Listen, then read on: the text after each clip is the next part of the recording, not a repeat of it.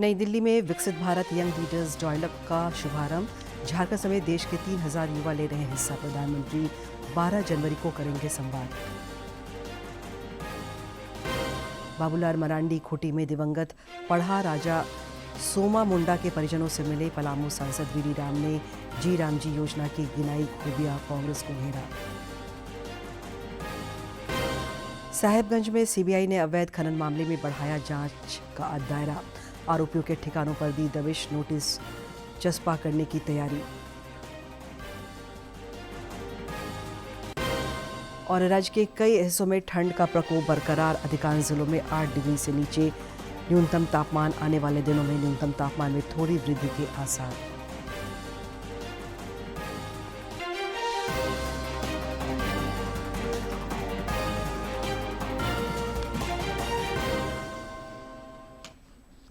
नमस्कार, खबरी झारखंड में आपका स्वागत है। मैं हूं दिव्या और अब समाचार विस्तार से। प्रधानमंत्री नरेंद्र मोदी आज से गुजरात के दौरे पर रहेंगे। इस दौरान वे सोमनाथ स्वाभिमान पर्व सहित कई कार्यक्रमों में शामिल होंगे। प्रधानमंत्री आज देर शाम सोमनाथ मंदिर में ओंकार मंत्रोच्चारण में हिस्सा लेंगे। साथ ही शो का भी अवलोकन करेंगे।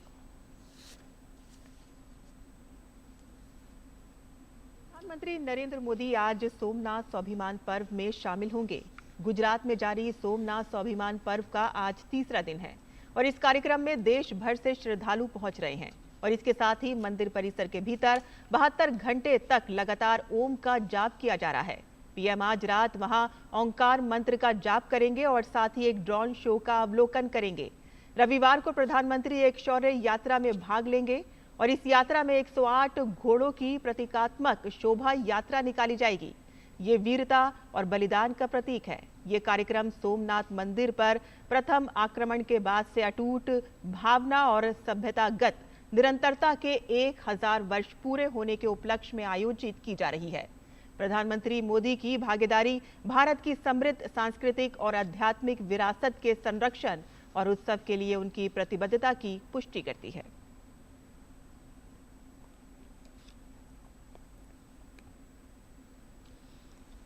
अरब सागर के तट पर से सोमनाथ ज्योतिर्लिंग ने आक्रमण और विध्वंसों के बावजूद सनातन आस्था को जीवित रखा है।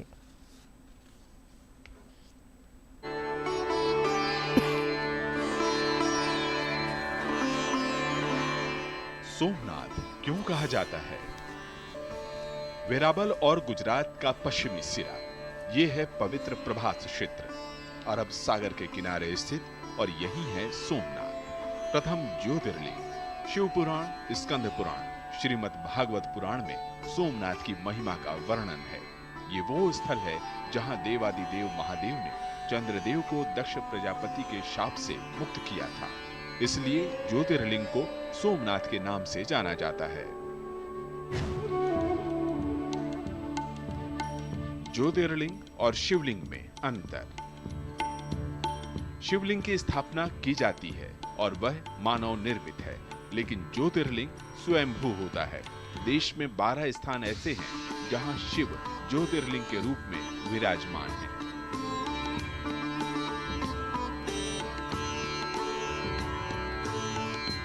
दक्षिणी ध्रुव तक 1 इंच जमीन नहीं। यह आश्चर्यजनक है कि सोमनाथ और दक्षिणी ध्रुव के बीच कोई द्वीप, देश या इंच भर जमीन का टुकड़ा नहीं है। भौगोलिक रूप से सोमनाथ से एक सीधी रेखा दक्षिणी ध्रुव तक जाती है। यह भारतीय ज्ञान और उसकी परंपरा का अमिट साक्ष्य है। सोमनाथ स्थित बाण स्तंभ इसकी पुष्टि करता है। सोमनाथ पर आक्रमण। सोमनाथ की महिमा और इसकी कीर्ति विश्व विख्यात थी। प्रमुख समुद्री मार्ग पर होने की वजह से ये विदेशी आक्रमणकारियों के निशाने पर हमेशा से रहा। सबसे ज्यादा विध्वंस महमूद गजनवी ने साल 1026 में किया था। मंदिर तोड़ा, श्रद्धालुओं की हत्या की, ज्योतिर्लिंग खंडित किया। लूटपाट और दमन का यह चक्र जारी रहा। इतिहासकारों के अनुसार सोमनाथ पर कुल 17 बार हमले हुए, जिनमें से 6 बड़े हमले शामिल हैं। सनातनी आस्था का जीवंत प्रतीक। आतिताइयों के जुल्म के आगे सनातनी आस्था कभी नहीं टूटी और ना ही झुकी। हजारों साल के अत्याचार को भारत ने अपने अडिग विश्वास से पराजित किया। प्रतिहार राजा नागभट्ट, चूड़ासमा राजा महिपाल, राजा भीमदेव, राजा भोज, अहिल्याबाई और स्वतंत्र भारत में सरदार वल्लभ भाई पटेल ने मंदिर का पुनर्निर्माण कराया।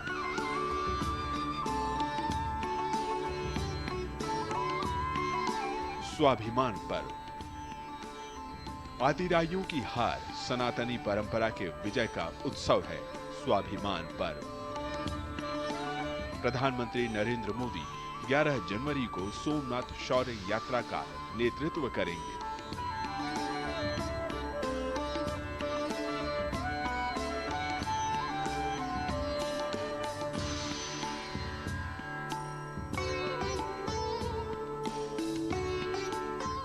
इसके अलावा वर्ष भर अनेक कार्यक्रम होंगे जो सहिष्णु भारत, लोगों के धैर्य और अजेय स्वाभिमान का गौरव गान करेगा।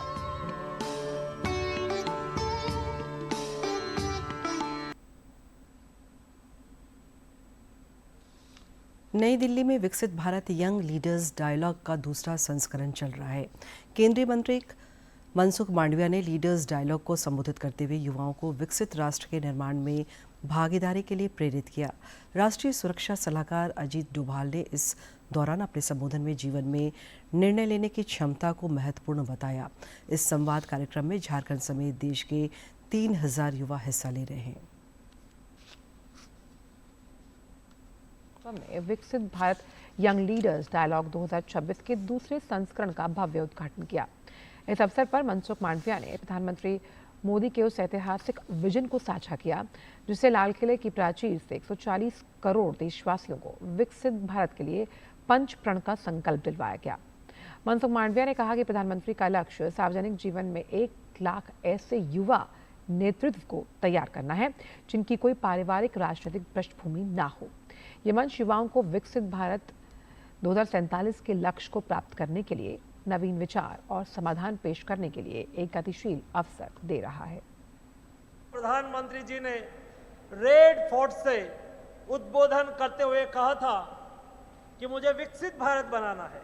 हम 140 करोड़ की जनता एक साथ में विकसित भारत के लिए 5 प्रण, 5 संकल्प करेंगे। और मोदी जी ने यह भी कहा कि हमें विकसित भारत तो बनाना है, लेकिन मेरे देश के युवाओं को विकसित भारत के लीडर बनाना है। देश में 1 लाख ऐसे लीडर बनाना है जो सार्वजनिक जीवन में जिसके बैकग्राउंड में कोई फैमिली पॉलिटिक्स ना हो। भारत तो विकसित होगा ही। भारत जिस गति और जिस रफ्तार पर प्रधानमंत्री मोदी जी इसको ले आए हैं, ये एक ऑटो मोड में भी चलेगा और विकसित हो जाएगा। लेकिन प्रश्न यह है कि इस विकसित भारत का नेतृत्व कौन करेगा, वो कितने सक्षम होंगे। और नेता की सबसे बड़ी शक्ति जो होती है, सबसे बड़ा हुनर, सबसे बड़ी योग्यता वो होती है कि वो सही निर्णय लेता है, समय पर निर्णय लेता है और अपनी पूरी आस्था और उसके साथ उन निर्णयों पर कार्यान्वित करता है। तो अगर आपको भारत के विकसित भारत का नेता बनना है, किसी भी क्षेत्र में हो, साइंस में हो, टेक्नोलॉजी में हो, सिक्योरिटी के क्षेत्र में हो, आपको निर्णय लेने पड़ेंगे।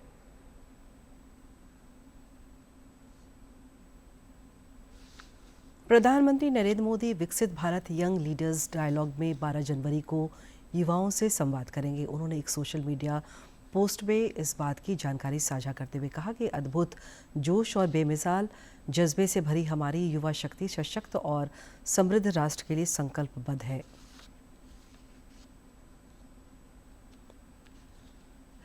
प्रधानमंत्री मोदी ने विकसित भारत यंग लीडर्स डायलॉग को लेकर सोशल मीडिया प्लेटफॉर्म पर पोस्ट किया। उन्होंने लिखा कि अद्भुत जोश और बेमिसाल जज्बे से भरी हमारी युवा शक्ति सशक्त और समृद्ध राष्ट्र के लिए संकल्पबद्ध है।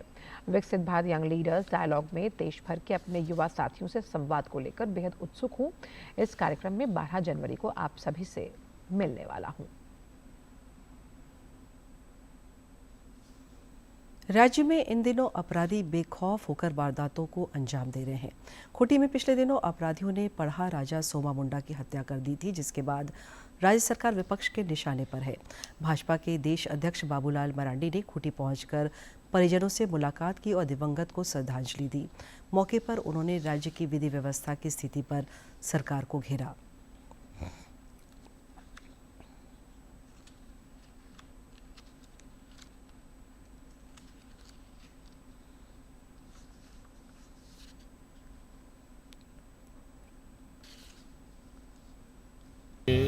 जिसे हम कहते हैं जल जंगल जमीन की हिफाजत करना, यानी लोगों की हक और अधिकार के लिए जो लड़ना,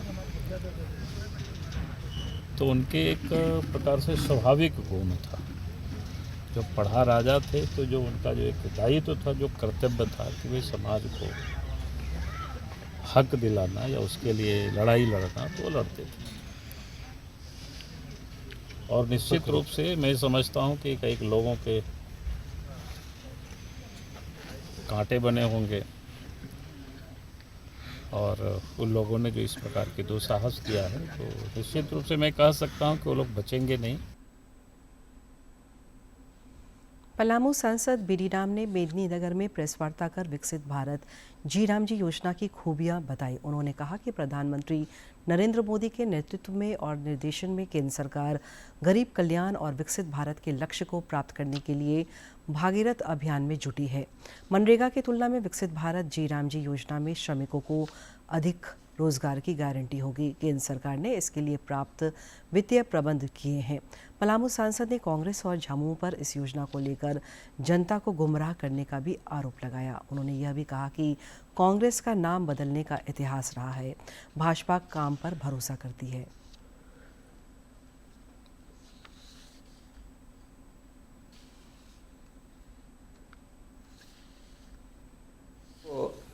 रोजगार मिले और उसकी गरिमा का सम्मान हो, आपको देखने के लिए मिलेगा। गरीब, जनजाति और पिछड़ा को रोजगार मिले, उसके लिए ये कानून आया है। एक तरह से कहा जा सकता है कि ये विकसित भारत की जो परिकल्पना है उसकी आधारशिला है। यह पूरा बिल महात्मा गांधी जी की भावना के अनुरूप है। सीबीआई की टीम साहिबगंज में पिछले 4 दिनों से अवैध खनन मामले की जांच कर रही है। सीबीआई ने जांच का दायरा बढ़ाते हुए नींबू पहाड़ के अलावा तालझारी के गधवा पहाड़ और कारोबारी दाहू यादव के ठिकानों पर भी पहुंची। इस दबिश के दौरान हालांकि घरों में सिर्फ महिलाएं मिली। सीबीआई ने पत्थर व्यवसायियों से भी पूछताछ की है। अनुसंधान के सिलसिले में जिला खनन पदाधिकारी के कार्यालय में दस्तावेजों को भी सीबीआई ने खंगाला है। कयास लगाए जा रहे हैं कि सीबीआई अब इस खनन घोटाले से संबंधित लोगों के खिलाफ नोटिस चस्पा करने की तैयारी में है।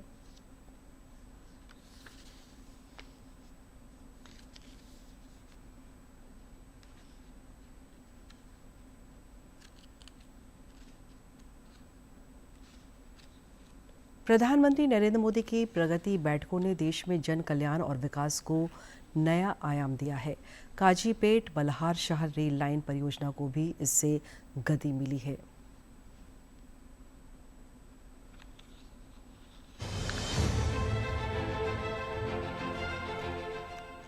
भारतीय रेलवे के सबसे व्यस्त ग्रैंड ट्रंक रूट पर स्थित काजीपेट बल्हार शाह खंड देश के उत्तरी और दक्षिणी हिस्सों को जोड़ने वाला महत्वपूर्ण कॉरिडोर है। इस 201 किलोमीटर लंबे खंड में तीसरी लाइन और विद्युतीकरण की परियोजना 2015-16 में मंजूर हुई थी, जिसकी अनुमानित लागत 2063 करोड़ रुपए थी। इस परियोजना का उद्देश्य भीड़भाड़ कम करना, माल ढुलाई बढ़ाना और यात्री ट्रेनों की समयबद्धता सुनिश्चित करना है। हालांकि ये प्रोजेक्ट हर पल कसौटी और कठिनाइयों के दौर से गुजरा है। 2016 में स्वीकृत ये परियोजना भूमि अधिग्रहण, वन एवं वन्य जीव स्वीकृतियों से जुड़े मुद्दों के कारण लंबे समय तक अटकी रही। लेकिन एक तारीख ने इस प्रोजेक्ट की कहानी ही बदल कर रख दी। 22 जनवरी 2020 को काजीपेट बल्हारशाह तृतीय रेल लाइन परियोजना प्रगति समीक्षा के अंतर्गत आई और फिर इस परियोजना की स्थिति में निर्णायक बदलाव आया। प्रधानमंत्री नरेंद्र मोदी ने स्वयं इस परियोजना की समीक्षा करते हुए स्पष्ट निर्देश दिए कि रेल मंत्रालय, पर्यावरण, वन एवं जलवायु परिवर्तन मंत्रालय, साथ ही तेलंगाना और महाराष्ट्र सरकारें आपसी समन्वय से वन एवं वन्य जीव स्वीकृतियों को शीघ्रता से निपटाएं।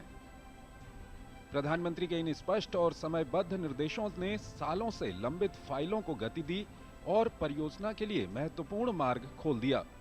प्रगति के हस्तक्षेप के बाद न केवल वन्यजीव प्रभावित क्षेत्र के दायरे को तर्कसंगत रूप से घटाया गया, बल्कि अगस्त 2020 में वन्यजीव स्वीकृति और महाराष्ट्र में चरण 2 के तहत वन स्वीकृति भी प्राप्त हो गई। खास बात यह है कि जो स्वीकृतियां 2 सालों से अधिक समय तक अटकी हुई थीं, वो प्रगति समीक्षा के कुछ ही महीनों में सुलझा ली गईं। ये काम करने के लिए बहुत ही चैलेंजिंग टास्क था, क्योंकि ये घाट सेक्शन में चलता है और फॉरेस्ट एरिया में भी जाता है, रेजिडेंशियल एरियाज या सिटीज़ के थ्रू भी जाता है। तो land acquisition, forest clearances, wild life clearances, इसका बहुत ही फास्ट तरीके से परमिशंस मिला था। तो तेज़ गति से ये प्रोजेक्ट को कंप्लीट करने में हम आगे बढ़ रहे थे।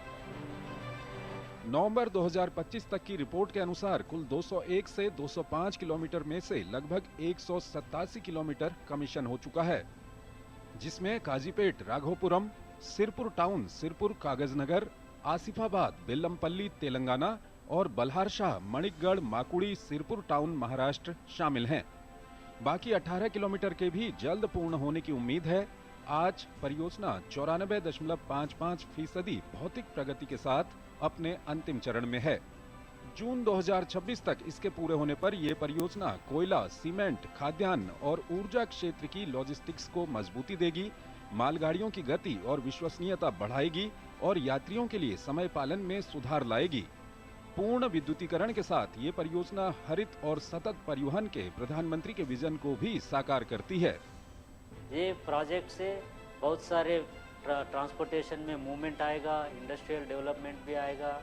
ये जो बैकवर्ड एरिया में नॉर्थर्न तेलंगाना और महाराष्ट्र का एरिया में भी डेवलपमेंट एक्सपेंशन होने का भी संभावना है। ये परियोजना प्रगति जैसे तंत्र की शक्ति का जीता जागता उदाहरण है। Bureau report, DD news.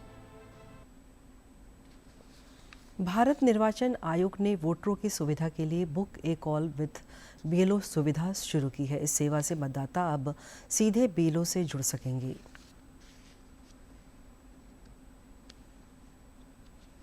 निर्वाचन आयोग ने मतदाताओं के लिए book A call with BLO सुविधा शुरू की है और इस सुविधा के तहत अब मतदाता अपने बूथ लेवल अधिकारी से सीधे संपर्क कर सकते हैं।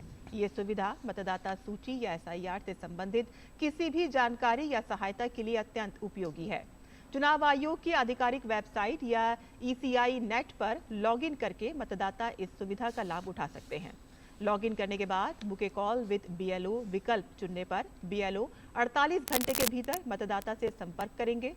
उत्तर प्रदेश के मुख्य निर्वाचन अधिकारी नवदीप रणवा ने सभी मतदाताओं से इस सुविधा का अधिक से अधिक लाभ उठाने की अपील की है। आगामी एसआईआर के मद्देनजर राज्य के 70% मतदाता सूची की मैपिंग कार्य को पूरा किया जा चुका है। मुख्य निर्वाचन पदाधिकारी के रवि कुमार ने जिला निर्वाचन पदाधिकारी और संबंधित चुनाव अधिकारियों के साथ समीक्षात्मक बैठक की। इस दौरान उन्होंने जोर देकर कहा कि एक भी पात्र भारतीय मतदाता सूची से नहीं छूटे। इस लक्ष्य के साथ सभी पदाधिकारी काम करें। सीईओ ने शहरी क्षेत्र के मतदाताओं का विगत गहन पुनरीक्षण के मतदाता सूची से वर्तमान मतदाता सूची के मैपिंग का कार्य प्राथमिकता के आधार पर करने की हिदायत दी। उन्होंने इसके लिए सरकारी कार्यालयों में कैंप लगाकर पदाधिकारियों और कर्मियों को प्रशिक्षित करने का निर्देश दिया ताकि अधिक से अधिक लोगों को मैपिंग कराने में सहूलियत हो। सीईओ ने book A call with BLO और आयोग की अन्य पहलों से भी लोगों को अवगत कराने पर जोर दिया।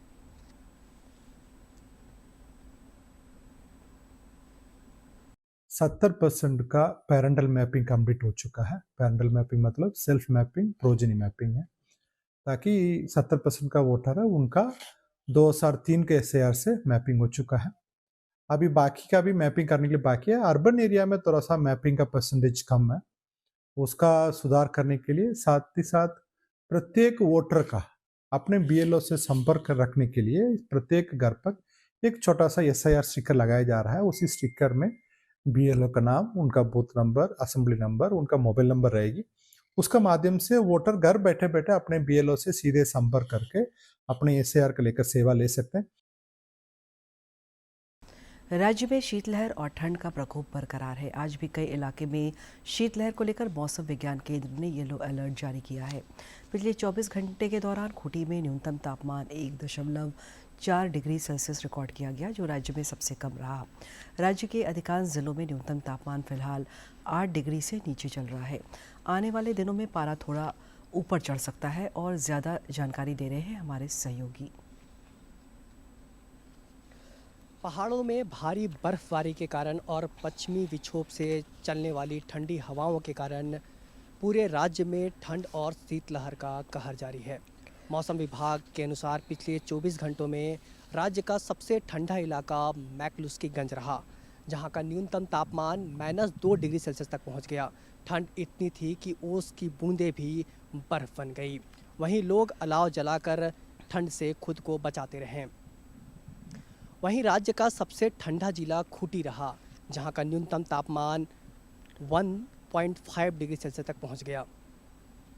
मौसम विज्ञान केंद्र के अनुसार अगले 3 दिनों तक न्यूनतम तापमान में 2 से 3 डिग्री सेल्सियस की बढ़त देखने को मिल सकती है, जिसके बाद फिर से न्यूनतम तापमान में गिरावट देखने को मिल सकती है। अभी राज्य के कुछ जिलों में जैसे रांची, रामगढ़, बोकारो, खूंटी, सिमडेगा और पश्चिमी सिंहभूम जिलों में येलो अलर्ट जारी किया गया है। वहीं प्रशासन और मौसम विभाग लोगों से बार बार ठंड से बचने की अपील कर रही है। मैं रविकांत कुमार, सहयोगी विकास कुमार के साथ DD न्यूज़ रांची। धनबाद स्थित सिम्फर ने विज्ञान और कौशल विकास के क्षेत्र में एक नई मिसाल कायम की है। संस्थान के वैज्ञानिक अब छात्रों को सिर्फ किताबी ज्ञान नहीं, बल्कि पर्यावरण संरक्षण, जल मिट्टी की गुणवत्ता और रोजगारोन्मुख कौशल में भी दक्ष बना रहे हैं।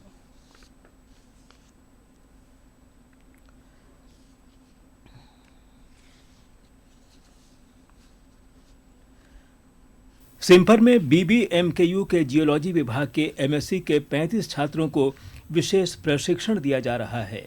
इस ट्रेनिंग का उद्देश्य छात्रों के कौशल विकास के साथ साथ उन्हें रोजगार से जोड़ना और पर्यावरण संतुलन को बेहतर बनाना है। वैज्ञानिक छात्रों को water resource, soil quality, biodiversity, mining impact और इकोलॉजिकल डाइवर्सिटी जैसे विषयों की प्रैक्टिकल जानकारी दे रहे हैं। केवल यहाँ पे ट्रेनिंग नहीं, उसके साथ में रिसर्च कैसे होता है वो भी बताया जा रहा है, जिसमें जो प्रोग्राम का जो स्टार्टिंग था वो था रिसर्च मेथोडोलॉजी, रिसर्च एथिक्स, जिसके बेसिकली समझ सकें रिसर्च क्यों जरूरी है, कैसे होना चाहिए और क्या क्या एथिक्स इनको मेंटेन करना चाहिए। उसी के साथ में कंटिन्यूशन में इनको पूरा ट्रेनिंग हर इंस्ट्रूमेंट के बारे में, हर एक का क्या क्या प्रिकॉशंस रखना चाहिए, किस तरह से इक्विपमेंट होना चाहिए, क्या क्या मेंटेनेंस लैब में होना चाहिए। ट्रेनिंग के दौरान छात्रों को वर्तमान जल संकट और भविष्य में आने वाली कठिनाइयों के बारे में वैज्ञानिक तरीके से समझाया जा रहा है। साथ ही इन समस्याओं से निपटने के उपाय भी सिखाए जा रहे हैं। पानी और मिट्टी में मौजूद हानिकारक तत्वों की पहचान, उनके प्रभाव और उन्हें कम करने के तरीके पर विशेष फोकस किया गया है। उसको होने के नाते ये है कि CSR का हमारा जो प्रोग्राम है, CSR स्किल इनिशिएटिव प्रोग्राम जो है 5 साल का जो हमारा प्रोजेक्ट है, उसमें सिम्फर को चूँकि ये हमारा ये मिला हुआ है कि चूँकि 5 साल हमको प्रोजेक्ट में काम करना है और स्किल डेवलपमेंट के अंदर, कौशल विकास के अंदर जो है बच्चों को ट्रेनिंग देना है, प्रशिक्षण देना है, ताकि बच्चे सीख सके। हैंड्स ऑन ट्रेनिंग देना है, न कि केवल थ्योरेटिकल नॉलेज देना है। तो यहाँ थ्योरेटिकल नॉलेज के साथ साथ हम लोग हैंड्स ऑन ट्रेनिंग भी बच्चों को प्रोवाइड करा रहे हैं। वैज्ञानिकों का मानना है कि इस तरह की ट्रेनिंग से न सिर्फ छात्रों का आत्मविश्वास बढ़ेगा, बल्कि वे अपने समाज में जागरूकता भी फैला सकेंगे। मध्य प्रदेश के इंदौर में दूषित पानी से हुई मौतों जैसी घटनाओं को भी जागरूकता और सही जानकारी से काफी हद तक रोका जा सकता है। इसमें आने पे हम लोग का बहुत सारा स्कोप बढ़ जाता है, जैसे ऑक्यूपेशनल हेल्थ, फिर हम लोग हैजार्ड को कंट्रोल कर पाते हैं, हम लोग अवेयर हो पाते हैं। हम लोग बहुत कुछ यहाँ प्रैक्टिकल सीख रहे हैं, जैसे टाइट्रेशन, पीएच, टर्बिडिटी, हम लोग ये सब सीख रहे हैं यहाँ, जो कि हम लोग अपने यूनिवर्सिटी में थोड़ा कम सीख पा रहे हैं। थ्योरेटिकल सीख पा रहे हैं, हम लोग प्रैक्टिकल सीख रहे हैं। प्रशिक्षण ले रहे छात्र बताते हैं कि सिम्फर में उन्हें वह प्रैक्टिकल नॉलेज मिल रही है जो विश्वविद्यालय स्तर पर संभव नहीं हो पाती। माइनिंग और जियोलॉजी के समन्वय से रोजगार के नए अवसर खुल सकते हैं। साथ ही पर्यावरण संरक्षण के प्रति भी उनकी समझ मजबूत हो रही है। निजी जीवन में हम लोग अपने आने वाले कल को जो जनरेशन, जो आने वाली पीढ़ियां हैं, उनको हम लोग एक बेहतर सराउंडिंग दे सकते हैं। जो बीमारी तरह तरह की हो रही है, जैसे कि पानी में जो कंटामिनेशन हो रहा है, जैसे कि फैक्ट्रीज वगैरह हो गया, वो सब से जो इफ्लुएंस, केमिकल इफ्लुएंस जो वाटर बॉडीज में जा रहे हैं, उससे बहुत ज़्यादा हार्मफुल इफेक्ट्स हो रहा है, हेल्थ इश्यूज हो रहा है, जैसे कि कोलेरा हो गया, टाइफाइड, डायरिया, जैसे सब कॉमन बीमारी हो रहे हैं। छात्रों का कहना है कि यह ट्रेनिंग निजी जीवन के लिए भी बेहद उपयोगी है। पानी और पर्यावरण में मौजूद हानिकारक तत्वों से होने वाली बीमारियों और उनसे बचाव के तरीकों की जानकारी आने वाली पीढ़ियों के लिए बेहतर भविष्य सुनिश्चित करने में मदद करेगी। यहाँ के जो साइंटिस्ट है वो भी बहुत एक्सपीरियंस और बहुत सालों का एक्सपीरियंस है उनका, और वो हमें ट्रेन कर रहे, तो हम बहुत लकी है कि मतलब एक तरह से कि हम अपने आप को बहुत भाग्यशाली मानते हैं कि उनके द्वारा हमें कुछ सिखाया जा रहा है। उनका कोशिश को भी हमें अप्रिशिएट करना चाहिए और अपने आप को मतलब मेंटली भी प्रिपेयर करना चाहिए कि हाँ, हमें कुछ वो सिखा रहे तो हमें सीखना पड़ेगा। सिम्फर की यह पहल साबित करती है। अंत में मुख्य समाचार एक बार फिर।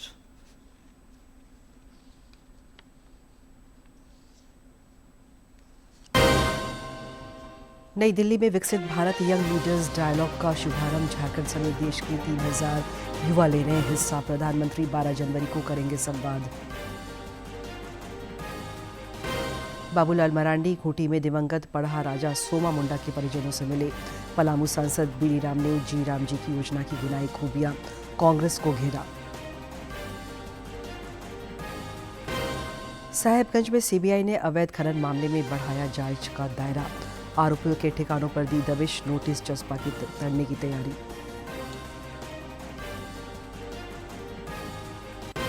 और राज्य के कई हिस्सों में ठंड का प्रकोप बरकरार। अधिकांश जिलों में 8 डिग्री से नीचे न्यूनतम तापमान।